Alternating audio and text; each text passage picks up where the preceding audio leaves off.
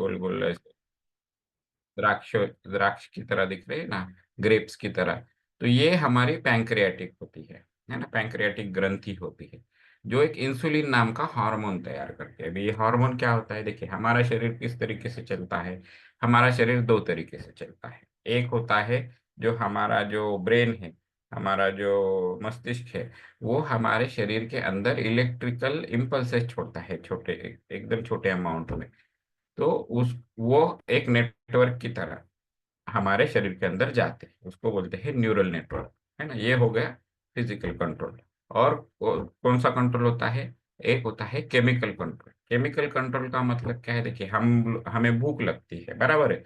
तब क्या होता है, हमारे पेट के अंदर जो खाना पचाने वाले जो एंजाइम्स है, वो मतलब केमिकल्स है, वो सिक्रिट हो जाते हैं, तो हमें भूख लगती है कि नहीं। वैसे ही हमारे शरीर के अलग अलग जो फंक्शंस है, उनको कंट्रोल करने के लिए जो केमिकल्स होते हैं, उनको कहते हैं हार्मोन्स, है ना। तो ये इंसुलिन भी क्या है, एक तरीके का केमिकल है, हार्मोन है। ये कौन तैयार करता है, ये हमारा पैंक्रिया पैंक्रियास तैयार करता है कि नहीं।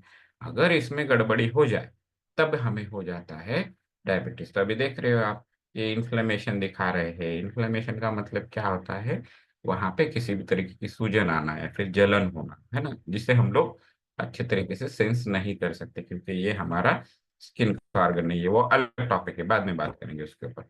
तो ये जो पैंक्रियाज है, यहाँ से हमें क्या मिलता है, इंसुलिन मिलता है, केमिकल मिलता है, जो हमारे शरीर की ब्लड शुगर लेवल को मेंटेन करता है। तो ये क्या करता है, ये एकदम क्रिटिकल रोल किसमें करता है, हमारे शरीर के, हमारे ब्लड के अंदर, हमारे रक्त के अंदर जो शुगर की मात्रा है, उसको कंट्रोल करता है कि नहीं। और क्या कंट्रोल करता है, इस शुगर को हमारे सेल्स होते हैं, बॉडी सेल्स, है ना। अगर मैं ये उंगलियां हिला रहा हूँ, कैसे हिला रहा हूँ, मसल से हिला रहा हूँ, तो मसल्स की जो सेल्स है, सबसे छोटा हिस्सा, वो क्या कर रहे हैं, ब्लड से शुगर ले रहे हैं, उससे एनर्जी ले रहे हैं और काम कर रहे हैं, है कि नहीं। तो ये जो प्रोसेस है, इसके ऊपर ये पैंक्रियास कंट्रोल करता है कि नहीं। किस तरीके से ये जो हमारे शरीर के अंदर एनर्जी आ रही है, एनर्जी कैसे आती है हमारे शरीर के अंदर, वो आती है शुगर के फॉर्म में, है ना। तो शुगर के फॉर्म में हमारे शरीर में एनर्जी आ गई, तो अभी उसमें से कितनी एनर्जी यूज करनी है, कितनी रखनी है फैट बना के, ये सब काम पैंक्रियास करता है कि नहीं। तो इसलिए क्या कहा है उन्होंने, helps control metabolism of carbohydrates, fats और प्रोटीन्स, है कि नहीं। तो बेसिकली अगर इंसुलिन देखा जाए, तो हमारे पाचन क्रिया के लिए और हमारे शरीर के मेटाबॉलिज्म के लिए बहुत इंपॉर्टेंट हार्मोन है कि नहीं। तो ये क्या करता है, मेटाबॉलिज्म तो हमने समझ लिया कि खाना है, यूज करना है, वेस्ट को थ्रो करना है, ये मेटाबॉलिज्म हो गया, है कि नहीं, तीन स्टेप में। तो कार्बोहाइड्रेट से हमें क्या मिलता है, एनर्जी। फैट से भी हमें क्या मिलता है, पार्शियल एनर्जी मिलता है, और पार्शियल उसमें से क्या होते हैं, आधा एनर्जी ले ले, ऐसा समझ लेते हैं एकदम रॉ लैंग्वेज में, आधा एनर्जी लिया फैट से, आधा हमने क्या लिया, अमीनो एसिड्स लिया, और उसका आगे जाके यूज किया। प्रोटीन में से क्या मिलता है, अमीनो एसिड्स मिलता है, जिनको लेकर के हमारे शरीर के अंदर मसल्स बनते हैं, या फिर हमारे शरीर के अंदर जितनी भी इंजुरीज है अंदरूनी, वो सारी ठीक होती है, बाहर की इंजुरीज ठीक होती है। तो हमारा शरीर जो बनता है पूरी तरीके से, वो प्रोटीन से बनता है कि नहीं। तो ये तीनों चीजें जो इम्पोर्टेंट है, उनको उनके मेटाबॉलिज्म के लिए इंसुलिन बहुत इंपॉर्टेंट है। ये कहाँ पे बनता है, पैंक्रियाज में, है ना। तो अभी तक हमने क्या समझा, डायबिटीज क्या होता है, वो क्यों होता है, और उसके लिए डायबिटीज होने के लिए इंसुलिन का एक रोल है। तो अभी हम लोग समझेंगे डायबिटीज कितने टाइप्स के होते हैं। दो टाइप्स के डायबिटीज होते हैं। या तो हमारी ये जो पैंक्रियास ग्रंथि है, वो अगर कम मात्रा में इंसुलिन बनाती है, या फिर जितना इंसुलिन बना रही है उसकी मात्रा हमारे शरीर के हिसाब से कम है ना, या तो वो पैंक्रियास कम बनाएगी, या फिर हमारे शरीर के जरूरत के हिसाब से वो कम है, तब वो टाइप 1 डायबिटीज होता है कि नहीं। और दूसरा डायबिटीज क्या होता है, शरीर जो है वो इंसुलिन को यूज करना अच्छे से रोक देता है, पूरी तरीके से 100% उसका यूज नहीं कर पाता है, तो इसको क्या बोलता है, इंसुलिन रेजिस्टेंस बोलते हैं, है ना। इसको क्या बोलते हैं, इंसुलिन रेजिस्टेंस बोलते हैं। तो ये सबसे जो है डिफिकल्ट सिचुएशन होती है शरीर के लिए, काफी ज्यादा बुरी परिस्थिति होती है शरीर के लिए अगर इंसुलिन रेजिस्टेंस बन जाए, है कि नहीं। तो ये जो है, ये दो तरीके के डायबिटीज है। अब ये समझ में आ गया, कम इंसुलिन बनना या फिर इंसुलिन का रेजिस्टेंस शरीर के अंदर तैयार होना, है कि नहीं। उसका यूटिलाइजेशन ही ठीक ठीक से होता नहीं है, अपना पैंक्रियास बनाते जा रहा है पैंक्रियास, है कि नहीं, इंसुलिन, और वो कोई यूज नहीं हो रहा है, तो ये ऐसे डायबिटीज होते हैं। तो हेल्थ रिस्क क्या है डायबिटीज के? कार्डियोवास्कुलर कॉम्प्लिकेशंस, इसका मतलब क्या है? कार्डियोवास्कुलर का मतलब क्या? कार्डियो का मतलब होता है हृदय, वास्कुलर का मतलब होता है हमारे शरीर के अंदर जो रक्त वाहिकाएं है, जिसको मराठी में धमनियां बोलते हैं, है कि नहीं, या फिर इंग्लिश में उसको ब्लड वेसल्स बोलते हैं। तो ये इन दोनों को मिला के क्या बनता है, हमारा कार्डियोवास्कुलर सिस्टम बनता है, कि शरीर में से रक्त हृदय में जाता है, हृदय उसको पंप करता है और वो सारे जगह पे पहुंचता है। तो ये सारी जो है, ये सिस्टम जो है, इसमें गड़बड़ हो सकती है। High risk of heart disease, stroke, other cardiovascular problem. ये अदर कार्डियोवास्कुलर प्रॉब्लम्स क्या है, कि हमारी जो ब्लड वेसल्स है रक्त वाहिकाएं है, वो काफी कठिन हो जाती है, उनके अंदर काफी ज्यादा कोलेस्ट्रॉल जमा होता है। और ऐसा नहीं है, देखिए, हम लोग जब कोलेस्ट्रॉल की फोटोज देखते हैं इंटरनेट पे, टीवी पे, इधर उधर, तो क्या दिखाते हैं, हृदय के पास एक रक्त वाहिका है, हार्ट के पास, और उसमें काफी ज्यादा कोलेस्ट्रॉल जमा हो गया। यस, वहां पे जमा होता है, वहीं पे ऑपरेशन भी करते हैं, वहीं पे बाईपास भी करते हैं, लेकिन वो क्या होता है, वो बहुत इंपॉर्टेंट है इसलिए करते हैं कि अगर हृदय को जो, हृदय भी तो एक ऑर्गन है कि नहीं, हार्ट भी तो एक ऑर्गन है, तो हार्ट ही हार्ट को ब्लड देता है। तो वो ब्लड देने वाली जो ब्लड वेसल है, अगर वो क्लॉग हो जाए, तो हार्ट ठीक से नहीं काम कर पाएगा, उसके मसल मर जाएंगे और हार्ट बंद हो जाएगा।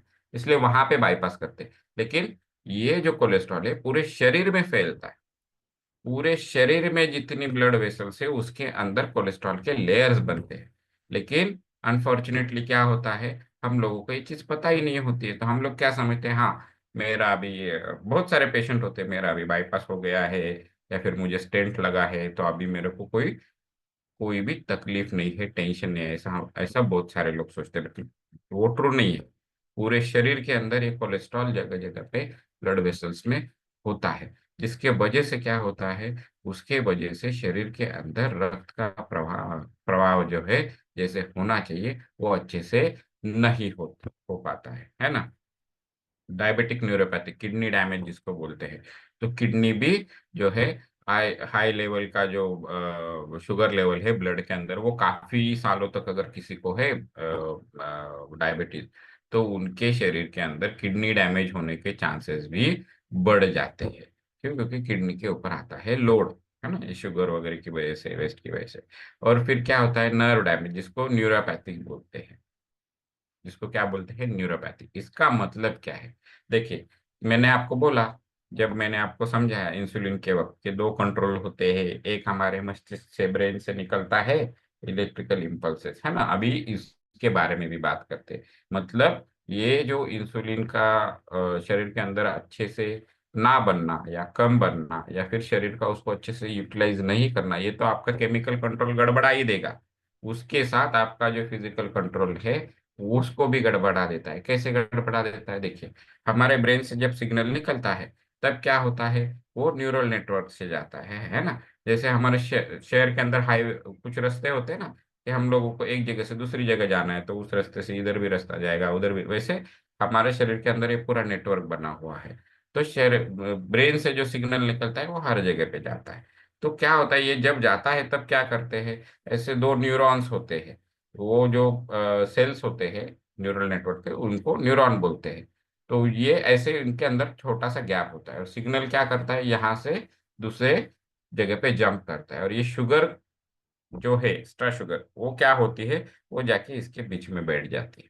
तो उसके वजह से क्या होता है, ये सिग्नलिंग का काम जो है, वो ढंग से नहीं हो जाता। उसके वजह से क्या हो जाता है, ये जो सबसे एंड वाले जो न्यूरॉन्स होते हैं, उनके ऊपर बुरा असर पड़ना शुरू हो जाता है, और स्लोली स्लोली उनके अंदर डैमेज हो जाता है। तो ये कैसे समझा जाता है कि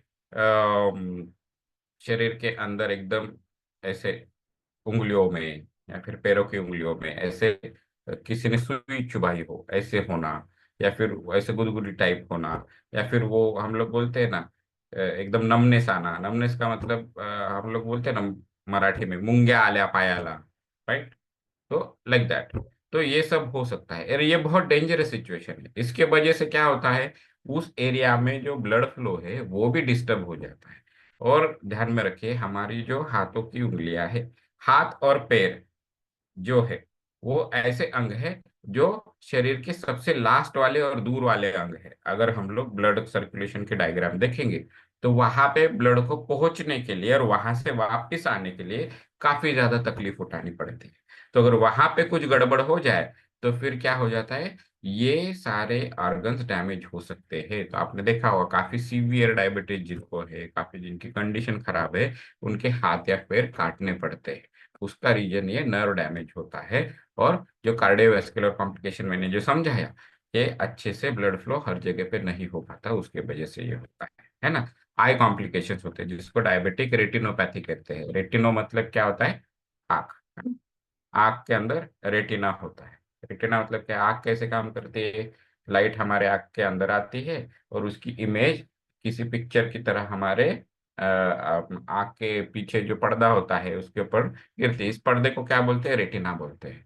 तो क्या होता है, उसकी वजह से डायबिटिक कंडीशन की वजह से इसके सेल्स मर जाते हैं, खराब हो जाती है, या फिर ये पर्दा ही हमारी आँख की वॉल से निकल के गिर जाता है। तो ये सारे कॉम्प्लिकेशंस हो सकते हैं।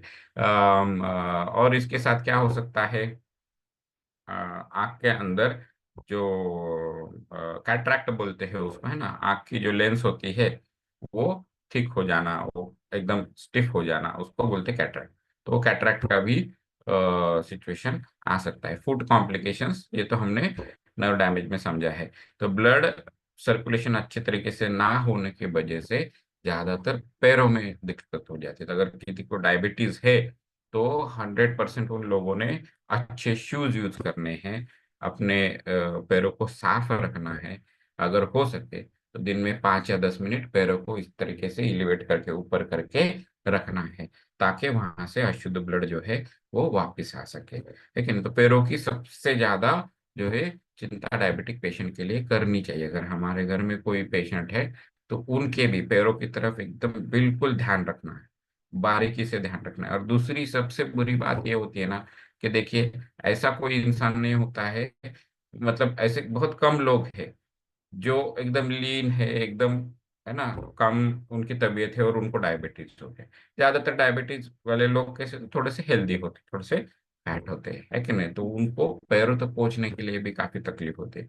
ओल्ड एज में पैरों तक पहुंचने के लिए काफी तकलीफ होती है। तो ऐसे लोगों को पैर धोने के लिए, पैरों को वार्म रखने के लिए, पैरों के जख्मों को देखने के लिए फैमिली मेंबर्स को काफी ज्यादा जो है ध्यान रखना चाहिए। अदरवाइज उनको जो है वो पैरों के इन्फेक्शंस होना, काफी ज्यादा तकलीफ होना, ये सारी चीजें हो सकती है। स्किन इश्यू, स्किन कैसी हो जाती है, ड्राई इची हो जाती है ना, इंक्रीज रिस्क ऑफ इन्फेक्शन। तो ये क्या हो जाता है, ज्यादा देर तक शुगर हमारे शरीर में रहने की वजह से, ज्यादा देर तक शुगर हमारे शरीर में रहने की वजह से जो है हमारा इम्यून सिस्टम जो है, रोग प्रतिकारक क्षमता, वो भी इफेक्ट हो जाती है। तो इसलिए डायबिटिक पेशेंट को काफी ज्यादा जो है इन्फेक्शंस होने की संभावना होती है। स्लो वुंड हीलिंग होता है, इनको जख्मों में भरने के लिए काफी टाइम लगता है। और क्या होता है, इनके जख्मों के अंदर इन्फेक्शंस भी बढ़ जाते हैं। तो ये क्यों होता है ना? ये क्यों होता है, क्योंकि शरीर के अंदर जो है ब्लड का सर्कुलेशन अच्छे से नहीं होता। शरीर का जो है कंट्रोल जो है, देखिए हमने देखा इंसुलिन क्या करता है, कार्बोहाइड्रेट्स, फैट्स और प्रोटीन, इनके मेटाबॉलिज्म को कंट्रोल करता है। तो वुंड हीलिंग के लिए क्या चाहिए, प्रोटीन का मेटाबॉलिज्म अच्छा होना चाहिए, वो बिगड़ा हुआ है। आपके इम्यूनिटी सिस्टम जो है, रोग प्रतिकारक क्षमता, उसके लिए जो केमिकल चाहिए, जो सेल्स चाहिए, वो किस चीज से बनने वाले हैं, वो भी प्रोटीन से ही बनने वाले हैं। तो वो भी इफेक्ट हो जाएगा, है कि नहीं? तो ये मतलब ऐसा है ना कि एक बार शुगर डिटेक्ट हो गया तो हमें एकदम बहुत अलर्ट होना चाहिए, उसके ऊपर काम करना चाहिए। क्यों? क्योंकि वो शुरुआत है। आपने देखा है कभी खदान में देखा है क्या आपने, वो लोग कैसे काम करते हैं, बड़ा सा एक ऐसा ये होता है, माउंटेन होता है, लेकिन वो उसको भी तोड़ देते हैं। वो कैसे तोड़ते हैं पता है? छोटी छोटी जगह पे, थोड़े थोड़े डिस्टेंस पे वो लोग डायनामाइट लगाते हैं। और डायनामाइट एक साथ फोड़ते हैं क्या? बिल्कुल नहीं, वो एक एक जगह से शुरू करते हैं और उसकी लड़ी लग जाती है, और फिर वो माउंटेन जो है वो टूट जाता है। तो वैसे ही हमारे हेल्थ के बारे में ये डायबिटीज का सिचुएशन करता है। जैसे शुगर डिटेक्ट हो गई, वो क्या करेगी, एक सिरे से आपके शरीर को जो है तोड़ना शुरू करेगी। ये सारे इश्यूज के साथ गम डिसीज होता है, गम में से जो है ब्लड वगैरह आना शुरू हो जाता है ना। और क्या होता है, गैस्ट्रोपारेसिस, मतलब क्या होता है कि जिन लोगों को काफी दिनों से डायबिटीज है, या तो उनको कॉन्स्टिपेशन हो जाएगा कभी, या फिर कभी उनको बहुत ज्यादा जुलाबी हो जाएंगे, कोई नॉर्मल फूड है वो भी उनको पचेगा नहीं, उल्टियां भी हो सकती है। ये क्यों होता है? क्योंकि हमारी जो पाचन संस्था है, गले से लेके हम जहाँ से वेस्ट निकालते हैं, जहाँ से हम लोग टॉयलेट करते हैं उस जगह तक, इसको कहते हैं मुंह से लेके, एक्चुअली नॉट गले से लेके, मुंह से लेके वहां तक, ये हमारी पचन संस्था है कि नहीं, जहाँ पे हम लोग खाना खाते हैं और पचाते हैं। ये किस बेसिस पे चलती है? हमारा मस्तिष्क जो है वो न्यूरल जो है हमारे सिग्नल्स भेजता है। मैंने बोला ना कि मस्तिष्क सिग्नल भेजता है। तो ये सिग्नल्स वहाँ के मसल्स को कंट्रोल करते हैं। हमारे जीभ में क्या है, मसल है, हम चबाते कैसे, मसल से है, खाना नीचे नीचे कैसे जाता है, मसल से जाता है क्या नहीं?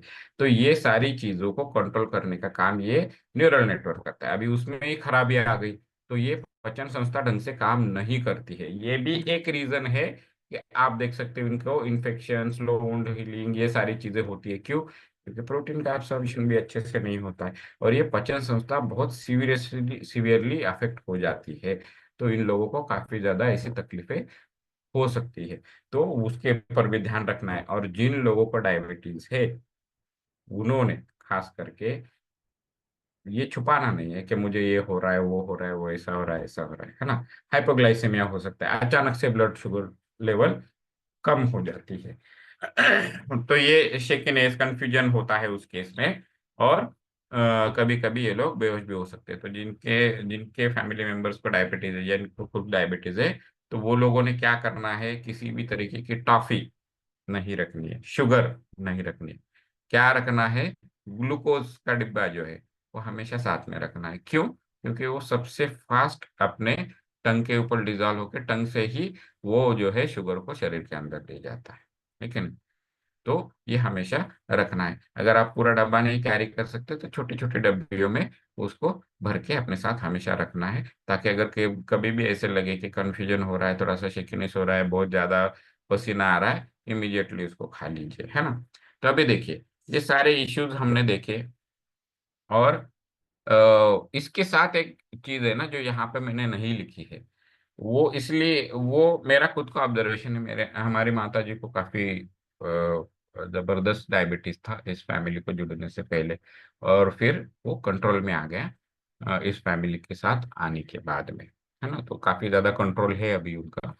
तो क्या होता है ना कि डायबिटीज सिर्फ शरीर के ऊपर काम नहीं करता है, वो आपके मनस्थिति को भी काफी ज्यादा जो है कमजोर कर देता है। तो डायबिटिक पेशेंट को अगर देखेंगे तो काफी चिड़चिड़े, काफी ज्यादा डिप्रेस्ड भी दिखते हैं।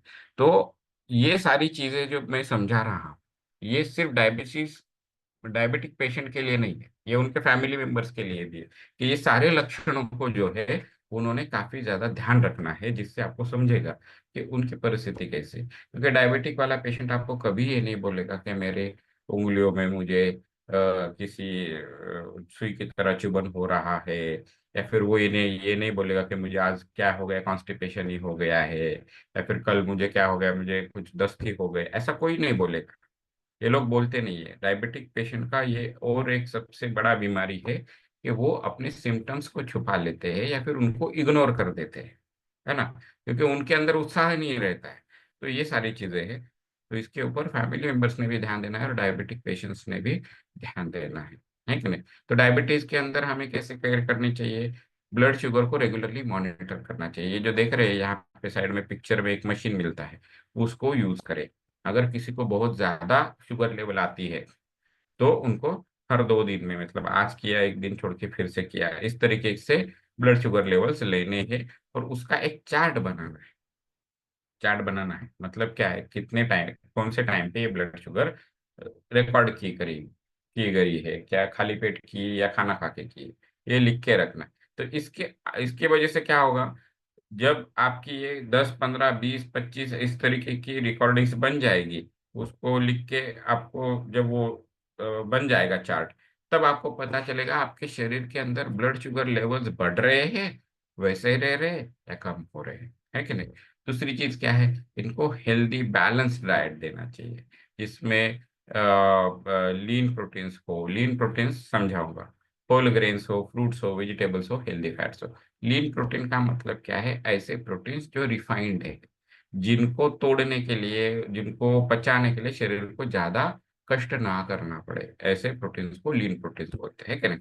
कार्बोहाइड्रेट मैनेजमेंट करना है इन्होंने, कितना कार्बोहाइड्रेट्स, अभी कार्बोहाइड्रेट्स हमको कहाँ कहाँ से मिलता है, चावल, राइस, है ना, बाजरी, ज्वारी, इस सब से हमको क्या मिलता है, कार्बोहाइड्रेट मिलता है। तो इनका इंटेक कितना होना चाहिए, कैसे होना चाहिए, इसके ऊपर ध्यान देना है। रेगुलर फिजिकल एक्टिविटी मस्ट है, चलने के लिए जाना है, एक्सरसाइज करना है। अभी कुछ लोग ऐसे बोलेंगे कि अरे मैं तो जॉब करता हूँ, या फिर कुछ गृहिणियां ऐसे बोलेगी मैं तो सुबह से शाम तक एकदम काम के अंदर मैं बिजी रहती हूँ, घर में काफी ज्यादा मेरी हलचल होती है। वो फिजिकल एक्टिविटी नहीं है। फिजिकल एक्टिविटी क्या होती है, आपने देखा है क्या, जो लोग एक्सरसाइज करते हैं वो लोग क्या करते हैं, वो अपने ब्रीदिंग के ऊपर भी ध्यान देते हैं। तो अगर अपने ब्रीदिंग को रिदम में रख के उसके ऊपर ध्यान दे के आप कोई एक्टिविटी कर रहे हो, तो वो फिजिकल एक्टिविटी, जैसे कि चलना, चलते हुए भी गप्पे मारने नहीं है ना, गाने सुनने नहीं है, श्वास श्वास पे ध्यान देना है। ऐसा अगर आप 15 मिनट 20 मिनट भी चलेंगे ना तो भी बहुत अच्छा है, लेकिन गप्पे मारते हुए 2 घंटा भी घूमिए, कुछ फर्क नहीं पड़ने वाला। क्यों? क्योंकि हमें ध्यान देना है हमारे जो है ब्रीदिंग के ऊपर, है ना। मेडिकेशन अदेरेंस मतलब क्या है, कि दवाई टाइम पे लेनी ही लेनी, है कि नहीं। बहुत कम ऐसे लोग हैं, इंक्लूडिंग मी, मैं भी वैसा ही हूँ, कि हम लोग कोई भी चीज जो है वो कंसिस्टेंटली कर पाए। मतलब क्या है कि आज मुझे सुबह 8 बजे एक दवाई लेनी है और रात में 8 बजे एक दवाई लेनी है, तो मैं कभी 8 बजे नहीं ले पाऊंगा, मैं कभी 10 बजे लूंगा, कभी 11 बजे लूंगा, कभी 7 बजे लेके रखूंगा, लेकिन वो 8 बजे नहीं हो पाता है। या फिर आज मैं भूल ही गया, कल मैंने ले ली, ऐसा ये नहीं करना है, ये बिल्कुल भी नहीं करना है। और ये मेडिकल अधेरेंस के लिए फैमिली मेंबर्स को ध्यान रखना बहुत जरूरी है। उसके लिए एक सिंपल चीज क्या होती है, कि देखिए डायबिटिक मेडिकेशन कैसे आता है, महीने के बंच में आता है। तो हर एक दिन का हमारे पास कैलकुलेशन है ना, 30 टैबलेट्स होती है समझो।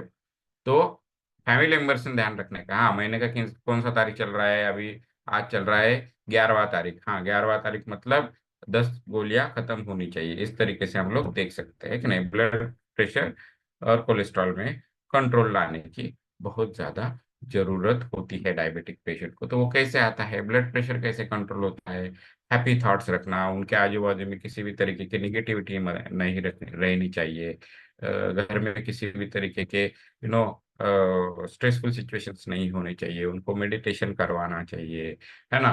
किसी पॉजिटिव एक्टिविटी में उनको जो है एंगेज करना चाहिए। देखिए हम लोग जब बच्चे थे तब हम लोग क्या करते थे, कोई पेंटिंग करता था, कोई साइकिल चलाता था, किसी को क्रिकेट खेलना पसंद था, किसी को कुछ पसंद था, किसी को कुछ पसंद था। तो ये सारी चीजें क्या थी, हॉबीज थी। जैसे जैसे हम लोग वयस्क होते गए, हमारे पास अभी हॉबीज है क्या, देखिए हमारे फोरम पे हमारे फैमिली मेंबर्स को ही पूछिए आपकी हॉबी क्या है। लोग बोल देंगे हाँ आई लाइक रीडिंग, मुझे रीडिंग करना बहुत पसंद है, मुझे मूवी देखना बहुत पसंद है। भैया तो बताओ इस वीक में आपने कोई कितने बुक्स पढ़े, इस वीक में आपने कौन सी मूवी देखी नई वाली, बताइए। कोई नहीं बता पाएगा। तो ये क्या है, इसका मतलब क्या है कि हॉबी नहीं हो। तो ये हॉबी जब हमारे पास नहीं होती है, तब हमारा मन जो है वो डिप्रेस्ड थॉट में जाता है। देखिए हमारा मन जो है ना, वो चंचल भी है और वो काफी वजनदार भी है ना। चंचल क्या है कि हमारे मन में थॉट्स चलते रहते हैं, वजनदार क्यों है, हम खाली बैठ गए हाँ एकदम से हमारा मन जो है बैठ जाता है, वो क्या करेगा, निगेटिव थॉट्स के बारे में सोचेगा, डिप्रेस हो जाएगा, दुनिया की जितनी प्रॉब्लम्स है हमारे जिंदगी में वो सारी प्रॉब्लम्स को ढूंढ के निकालेगा। है ना। तो ये चीजें इस वजह से ब्लड प्रेशर बढ़ जाता है, मेटाबॉलिज्म भी खराब हो जाता है, तो वो नहीं होना चाहिए। कोलेस्ट्रॉल कंट्रोल, कोलेस्ट्रॉल कंट्रोल कैसे कर सकते हैं? उनको ओमेगा 3 दे सकते हैं, खाने के अंदर तले हुए पदार्थ वगैरह सब, ये सब कम कर सकते हैं। तो ये सारी चीजें जो है ध्यान में रखनी है। फुट केयर है इसके अंदर, है ना। तो फुट केयर कैसे करनी है? जैसे मैंने बोला कि उनके पैरों की तरफ ध्यान रखना है। उसको गर्म पानी में थोड़ी देर भिगो के डुबो के रख सकते हैं। पैरों को अच्छे से क्लीन करना है, कहीं पे कोई कट्स ब्रूजेस है क्या वो देखना है। और सबसे इम्पोर्टेंट, अच्छे शूज यूज करने हैं। अच्छे शूज का मतलब क्या है? उनका सोल जो है वो भी अच्छा होना चाहिए, और दूसरी चीज ऊपर से भी उसको प्रोटेक्शन होना चाहिए। आजकल के शूज कैसे आते हैं? जालीदार शूज वगैरह रहते हैं, ऊपर सिर्फ कपड़ा होता है। तो अगर कोई चीज गिर गई पैर के ऊपर तो उससे कोई प्रोटेक्शन नहीं मिलता है। लेकिन जो डायबिटिक पेशेंट है उनके लिए हार्ड टॉप वाले जो शूज होते हैं वो रिकमेंडेड है। लेकिन शूज का भी कैसा है, बहुत घंटों घंटों उसको शूज में नहीं रख सकते पैरों को। तो अगर किसी का जॉब उस तरीके का है तो दिन में आपने क्या करना है, थोड़ी देर के लिए 5 या 10 मिनट का टी ब्रेक होता ही है हर ऑफिस में, उस टाइम पे अपने शूज सॉक्स खोल के पैरों को हवा देनी है, और थोड़ा बहुत चलना है बिना सॉक्स के, है ना। तो ये सारी चीजें करनी है। रेगुलर चेकअप्स करने हैं उनके, है ना। डॉक्टर के साथ अपॉइंटमेंट होती है, वो मस्ट है। अगर आपके महीने महीने की 10 या 11 तारीख की अपॉइंटमेंट है तो जाके ही आना है। तो आज के सेशन में मैंने इतनी बकबक करी है, तो उसका एक चीज करिए। अगर किसी को डायबिटीज है और आज आपकी मेडिकल अपॉइंटमेंट है तो प्लीज वहां पे डॉक्टर को जाके मिल के आइए, है ना। स्ट्रेस मैनेजमेंट करना है। तो किसी भी डायबिटिक पेशेंट को ये बात ध्यान में रखनी है कि दुनिया में किसी के सिवा कुछ नहीं होता। मतलब कोई किसी का कोई इफेक्ट नहीं है। तो स्ट्रेस लेना ही बंद करना है। ये डायबिटिक पेशेंट ज्यादा स्ट्रेस किस चीज का लेते हैं? सिचुएशंस का लेते हैं या फिर लोगों का लेते हैं? देखिए, सिचुएशन अगर आप बदल सकते हैं तो आपके हाथ में।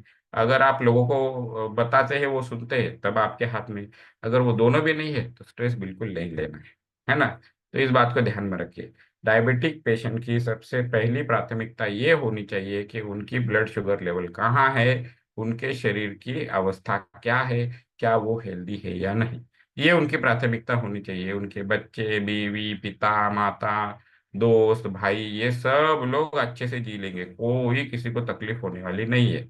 या फिर आपके ऑफिस हो गया, ये सिचुएशन हो गया, वो सिचुएशन हो गया, फाइनेंशियल सिचुएशन है, वो सारे रिजॉल्व हो जाएगी। टेंशन नहीं लेना है ना। हाइड्रेशन, इन लोगों को टाइम टू टाइम पानी पीना है। और डायबिटिक पेशेंट को बहुत ज्यादा जो है यूरिन को होती है, तो उसके लिए भी अगर वो कहीं बाहर जा रहे हैं, ट्रैवल में जा रहे हैं, तो उसकी भी केयर करनी चाहिए। उसको यूरिन को रोक के नहीं रखना चाहिए, ठीक है ना। कोई अगर स्मोकिंग करता है तो उन्हें स्मोकिंग रोक देना है। अगर कोई अल्कोहल लेता है तो उन्होंने भी रोक देना है। इमरजेंसी प्रिपेयर्डनेस होनी चाहिए कि अगर डायबिटिक पेशेंट है तो उनके फैमिली मेंबर्स ने उनके डॉक्टर से बात करनी चाहिए कि इमरजेंसी कौन सी सिचुएशन हो सकती है। जैसे कि लोड शुगर हो सकता है इमीडिएटली, तो मैंने आपको उपाय बताया कि छोटी सी डिब्बी में आप ग्लूकोज कैरी कर सकते हैं। और कोई चीज हो सकती है क्या, डॉक्टर से पूछ के वो सारी मेडिसिन साथ में रखनी चाहिए। वैक्सीनेशन है, अगर किसी भी तरीके के वैक्सीनेशन आते हैं तो डायबिटिक पेशेंट ने पहले जाके अपने आप को वैक्सीनेट करवाना है। क्यों? क्योंकि आपकी इम्यून सिस्टम जो है वो बहुत कम हो चुकी है। चलिए, अभी हम लोग डायबिटीज के ऊपर जो है हम लोग क्या कर सकते हैं वो देखते हैं। तो सिंपल चीज है, डायबिटिक पेशेंट को अपनी अगर शुगर कंट्रोल करनी है तो उनको क्या करना है, यहाँ पे हमने देखा है कि नहीं। ये 2 पॉइंट हमने देखे, हेल्दी डाइट, कार्बोहाइड्रेट मैनेजमेंट और रेगुलर फिजिकल एक्टिविटी। ये तीन चीजें अगर करी गई, ये तीन चीजें, हेल्दी डाइट, कार्बोहाइड्रेट मैनेजमेंट और रेगुलर फिजिकल एक्टिविटी, ये तीन चीजें अगर कोई करता है तो उनकी blood sugar level, believe me, बहुत जल्द जो है वो कंट्रोल में आ सकती है। मैंने ये केस हमारी माता जी के केस में देखा हुआ है। 1.5 महीने के अंदर उनका बहुत हाई जो रहता था ब्लड शुगर, वो कंट्रोल में आ गया। किस चीज से आ गया? हेल्दी डाइट, कार्बोहाइड्रेट मैनेजमेंट और रेगुलर फिजिकल एक्टिविटी। अभी ये जो है ये हर किसी के हिसाब से होता है। मतलब आप किस तरीके से हेल्दी डाइट ले रहे हो, कैसे कार्बोहाइड्रेट मैनेजमेंट कर रहे हो, कितना रेगुलर फिजिकल एक्टिविटी कर पा रहे हो, इस चीज पे होता है। तो मैंने अपने केस के बारे में बताया, अपने माता जी के केस के बारे में बताया। तो ऐसा नहीं है कि आपका भी 1.5 महीने में हो जाएगा, 6 महीने लगेगा, 3 महीने लगेगा, किसी का 8 दिन लगेगा, किसी का 15 दिन लगेगा, जैसे सिचुएशन है उस हिसाब से। लेकिन बहुत जल्दी जो है ब्लड शुगर कंट्रोल में आ सकती है। तो इसी के लिए ये जो है ना, मैं हमेशा बोलता हूँ जब भी ये स्लाइड में दिखाता हूँ, ये मैं क्या बोलता हूँ कि इसको ध्यान में रखिए, इसको अपना फोन का स्क्रीन सेवर बना के रखिए। ये क्यों रखना है? क्योंकि हमारे साइंटिस्ट क्या बोलते हैं, 80% न्यूट्रिशन, 20% एक्सरसाइज। हमारे शरीर के ऊपर न्यूट्रिशन का 80% इफेक्ट है, 20% सिर्फ एक्सरसाइज का इफेक्ट है। तो ये इस वजह से मैं आपको ये स्लाइड जो है ये इम्पोर्टेंट है ऐसे बोलता हूँ। और ये डायबिटिक पेशेंट को तो बहुत ज्यादा इंपॉर्टेंट है। अगर उनके एक खाने में 40% कार्बोहाइड्रेट हो, जिसमें 25 ग्राम फाइबर हो, 30% प्रोटीन हो, 30% फैट्स, गुड फैट्स हो, विटामिन मिनरल्स हो, फाइटोन्यूट्रिएंट्स हो, है ना, उसके साथ वो थोड़ा एक्सरसाइज कर ले, अच्छे से जितना रिक्वायर्ड है उतना पानी पी ले, और अच्छी रेस्ट करे। अच्छी रेस्ट कौन सी होती है? रात में की जाने वाली रेस्ट होती है। जो आप रात में 7 बजे खाना खाया और फिर आप 9:30 10 बजे सो गए, ये होती है अच्छी रेस्ट, है ना। और हमेशा ध्यान में रखना है, रात के खाने में और सोने में कम से कम 3 घंटे का अंतर होना चाहिए, है कि नहीं। तो ये स्लाइड इंपॉर्टेंट है, इसी से डायबिटिक कंट्रोल हो सकता है। तो हमारे फैमिली में हम लोग कैसे डायबिटिक कंट्रोल करते हैं? वर्ल्ड्स नंबर 1 न्यूट्रिशन को लेकर के। वो कैसे होता है? देखिए, आपने कभी हम अपने जो फार्मूला 1 है, पर्सनलाइज प्रोटीन है, शेकमेट है, इनके कैनिस्टर्स देखे हैं? इसमें क्या है, ये गोल्डन कलर में GI लिखा हुआ है, एक डाउनवर्ड एरो है, यहाँ पे ग्रीन है, मतलब ये प्लांट बेस्ड सोर्स है, प्लांट बेस्ड सोर्स है। तो ये क्या करेंगे, ये हमारे खाने को जो है वो काफी क्लीन होता है, उसको पचाने के लिए जो है ज्यादा शरीर को मेहनत नहीं करनी पड़ती, है ना। तो वेस्ट प्रोडक्ट कम निकलता है। वैसे ही हमारा जो ये फार्मूला 1 है, पर्सनलाइज प्रोटीन है और शेकमेट है, ये सब आइसोलेट्स है।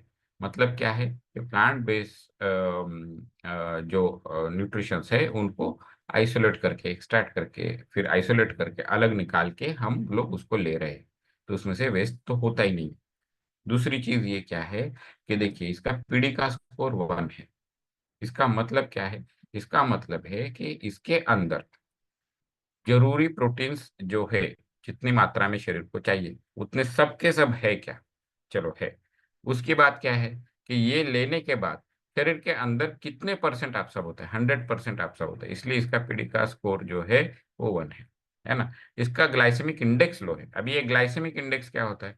ग्लाइसेमिक इंडेक्स ये स्पेसिफिकली अगर देखा जाए तो ऐसी चीज होती है जो मेजर करती है, क्या मेजर करती है कि मैंने खाना खाया, वहां से मेरे ब्लड के अंदर कितना शुगर चला गया, उसको मेजर करते हैं। तो लो ग्लाइसेमिक इंडेक्स कौन सा होता है? 55 से लो, या मीडियम जो होता है 56 से 69 होता है, हाई 70 के अबव होता है। मतलब क्या है, हाई ग्लाइसेमिक इंडेक्स वाला फूड ग्लूकोज कह सकते हैं। क्यों? क्योंकि खाते से ही ब्लड के अंदर शुगर आ गई, है ना। लो ग्लाइसेमिक इंडेक्स वाला कौन बोल सकते हैं? हमारा पर्सनलाइज्ड प्रोटीन पाउडर। क्यों? क्योंकि प्रोटीन एनर्जी का फर्स्ट चॉइस है ही नहीं शरीर में। तो प्रोटीन जब हम लोग लेते हैं तो उसे अमाइनो एसिड बना के शरीर उसको एब्सॉर्ब कर लेता है, लेकिन उसको एनर्जी के लिए यूज नहीं करता है ना। तो प्रोटीन का भी जो है ग्लाइसेमिक इंडेक्स जो है वो नेचुरली ही लो रहता है। और हमारे फार्मूला 1 और शेकमेट का ग्लाइसेमिक इंडेक्स जो है वो कम ही है। तो ये क्या करता है, जब हम लोग शेक लेते हैं तो वो नेक्स्ट 2 से 3 घंटे में धीरे धीरे शरीर के अंदर एनर्जी को डंप करता है, धीरे धीरे शरीर के अंदर एनर्जी छोड़ता है, जिसके वजह से क्या होता है, हमारा जो है ब्लड शुगर लेवल जो है वो मेंटेन रहने में मदद होती है। देखिए, सिंपल सी चीज है, जो पेशेंट डायबिटिक है उसके शरीर के अंदर किस तरीके की तकलीफ है? ब्लड शुगर लेवल अच्छे से मेंटेन ना होना, या फिर ब्लड शुगर का जो है अचानक से बढ़ना, कम होना। तो इसको रेगुलेट अगर किया जाए तो डायबिटिक सिचुएशन जो है वो कंट्रोल में आ सकती है कि नहीं। तो ये हमारे शेक से 100% और अच्छे से होता है ना। इसको ध्यान में रखना है। तो जो लोग भी फैमिली मेंबर्स हो या फिर आप खुद डायबिटिक हो, अगर आप शेक को नहीं लेते हो किसी भी रीजन से, तो वो आप अपने आप के ऊपर अन्याय कर रहे हो। क्या करना है, देखिए, और ये शेक ऐसा है ना, ये फास्टिंग में भी चलता है। कल ही मेरा फास्ट कल ही मेरा फास्ट था, फिर भी मैंने अपना एसएमएस प्रोग्राम छोड़ा नहीं। शाम रात में मैं फास्ट छोड़ता हूँ तो मैं सुबह 2 टाइम चेक किया, रात में फास्ट छोड़ दिया। अगर कभी कभी मुझे फास्टिंग के दिन ऐसा लगता है कि नहीं, मुझे खाना ही नहीं है, तो मैं तीसरी बार भी शेक लेता हूँ। तो ये करना है आपको, लेकिन शेक छोड़ना नहीं है।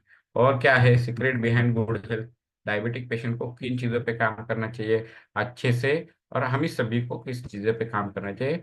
हमें हमारे न्यूट्रिशन पे ध्यान देना है, हमारे वेलनेस कोच के साथ रहना है, हमारे सपोर्टिव कम्युनिटी से जुड़े रहना है, रोज हेल्दी एक्टिव लाइफस्टाइल मेंटेन करनी है, और हमें जो है अच्छा हेल्थ के बारे में एजुकेशन लेना है। ये 5 पिलर भी बहुत इंपॉर्टेंट है। आप किसी भी सिचुएशन में हो, ये जो हमारी स्लाइड है, ये nutrition, nutritional need of healthy body, और ये जो 5 पिलर है, ये किसी भी सिचुएशन में लाइफ में आपको काम में आने वाले, तो इसको कभी भूलना नहीं, इसको हमेशा ध्यान में रखना है कि नहीं।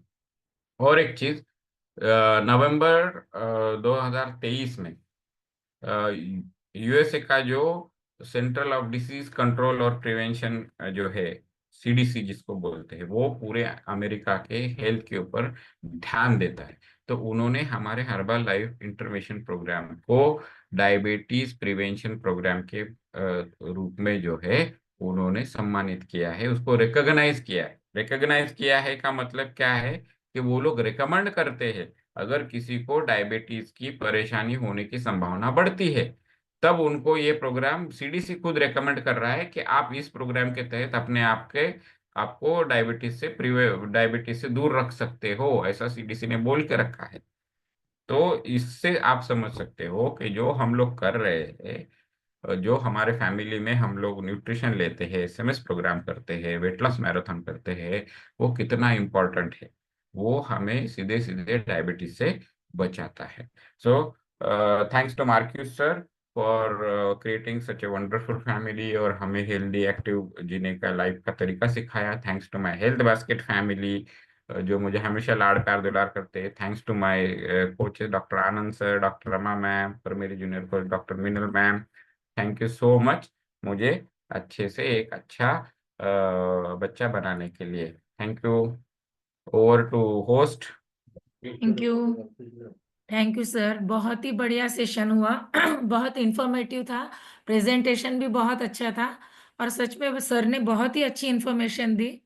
अगर आप किसी को इससे रिलेटेड कुछ पूछना है, क्वेश्चन पूछना है या फीडबैक देना है, तो आप हैंड रेस कर सकते हो। तब तक मैं मेरे मम्मी का रिजल्ट थोड़ा शेयर कर देती हूँ। मेरे मम्मी को भी डायबिटीज है। तो मेरे मम्मी का ना पहले 3 टाइम का इंसुलिन था, लेकिन इस फैमिली में आने के बाद, ये न्यूट्रिशन स्टार्ट करने के बाद, हेल्दी लाइफस्टाइल अडॉप्ट करने के बाद, जिस तरह सर ने अभी बताया लास्ट में जो 5 पिलर्स होते हैं, वो सब हम यहाँ पे आके जब सीखते हैं और हम वो फॉलो करते हैं, तो तब माशाल्लाह अभी मेरे मम्मी का 2 टाइम का इंसुलिन बंद हो गया है, और अभी सिर्फ 1 टाइम मम्मी इंसुलिन लेती है।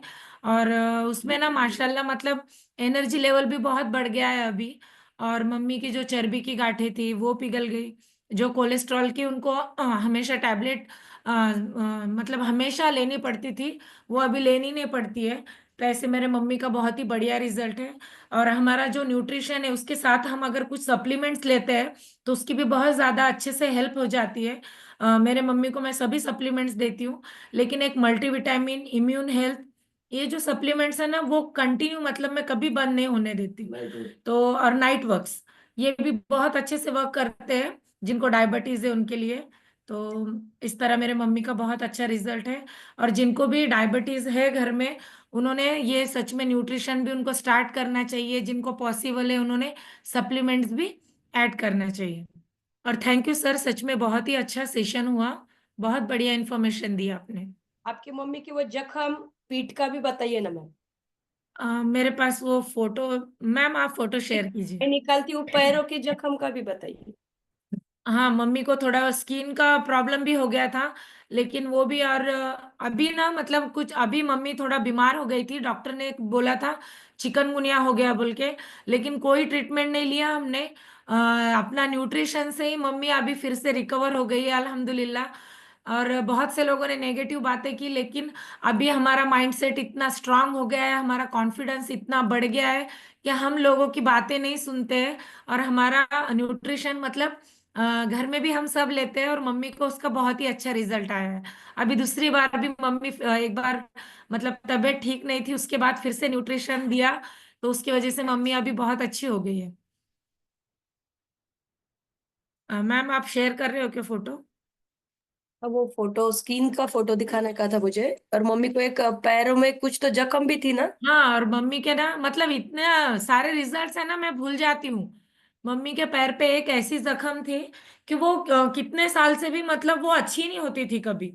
लेकिन अभी ऐसा हो गया कि पैर पे की वो जख्म पूरी तरह से गायब है। वो गलती ये हो गई कि मैंने फोटो नहीं निकाला पहले कभी, लेकिन वो अपन जैसे जादू की छड़ी घुमाते हैं ना, सेम उस तरह मम्मी का पैर अभी पूरा क्लीन है और कोई जख्म नहीं है। और मम्मी का वेरिकोज वेन्स का भी था। मम्मी के जो पैर है ना, वहां पे वेन्स पूरे ऐसे जमा हो गए थे। लेकिन मुझे अभी पता नहीं था ये सब रिजल्ट्स आने वाले हैं, इसलिए फोटोज कभी निकाले नहीं। लेकिन अभी पैर भी पूरी तरह से क्लीन है मम्मी के, मतलब वो जो वेन्स है ना वो पूरे क्लियर हो गए। तो सच में माशाल्लाह ये बहुत ही अच्छा है अपना न्यूट्रिशन। और मैं बार बार इसीलिए सरिता मैम को थैंक्स बोलती हूँ, क्योंकि उन्हीं की वजह से ये न्यूट्रिशन लाइफ में आया और घर में सभी के इतने बढ़िया रिजल्ट्स हैं। Thank you Sarita ma'am. चलिए अभी रमा मैम से बात करेंगे, काफी टाइम से हैंड रेज हैं। Yes, good morning all. बहुत ही जबरदस्त वार्म अप रहा आज का। थैंक यू बोलूंगी उषा वानखेड़े मैम को फॉर वंडरफुल वार्म अप। और बहुत ही जबरदस्त होस्टिंग हुई आज की, तो फरीन मैम को भी थैंक यू बोलूंगी। यस, यहाँ पे मैंने मेरा हैंड रेज किया है, तो यस गोविंद सर मेरे भाई है, तो उनके मम्मी का मतलब मेरे मम्मी का जो रिजल्ट है आज जो उन्होंने टॉपिक लिया है डायबिटिक के ऊपर, तो यस। और अभी फरीन मैम ने भी बोला, देखिएगा कि ये जो लोग रहते हैं ना, तो उनकी फूड की केयर बहुत करनी पड़ती है। फूड